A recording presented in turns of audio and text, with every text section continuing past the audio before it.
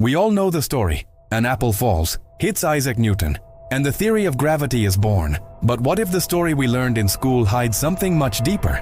Perhaps Newton's true genius wasn't in discovering an entirely new law, but in interpreting ancient knowledge that the expanding British Empire was bringing from the East.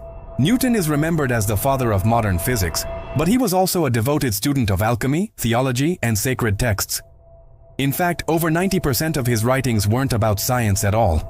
They focused on biblical prophecies and formulas drawn from millennia-old traditions.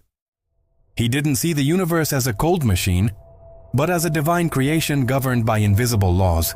The same laws that ancient civilizations had already described in their own way, using spiritual and symbolic language. While Newton was developing his theories in quiet Cambridge, the British Empire was expanding relentlessly across Asia and the Middle East. Through the East India Company, England received not only spices and fabrics, but also far more valuable treasures, manuscripts, minerals, and scientific texts collected and sometimes seized from temples and ancient libraries. Many of these treasures ended up at the Royal Society and the University of Cambridge, places where Newton had privileged access. Coincidence?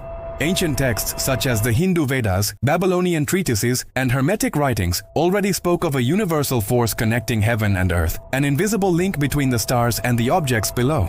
Immersed in his studies of alchemy and Eastern writings, Newton may have taken these ancestral ideas and, through his scientific brilliance, translated them into his own language, and later into the language of mathematics.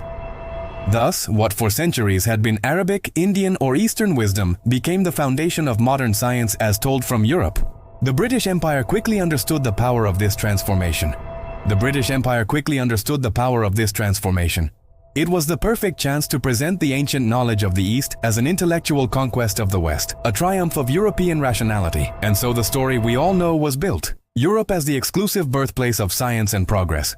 A narrative that reinforced its dominance not only over land, but over culture itself.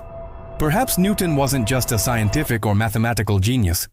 Perhaps he was the most brilliant interpreter of a legacy that already existed, a bridge between two worlds, the East that was fading and the West that was rising.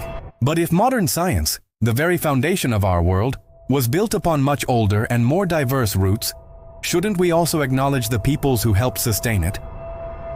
Maybe science didn't begin in Europe. Maybe it was simply renamed, shaped by the knowledge that had always been there, and by the geopolitics of its time. If you enjoy exploring the hidden side of history, follow us for more.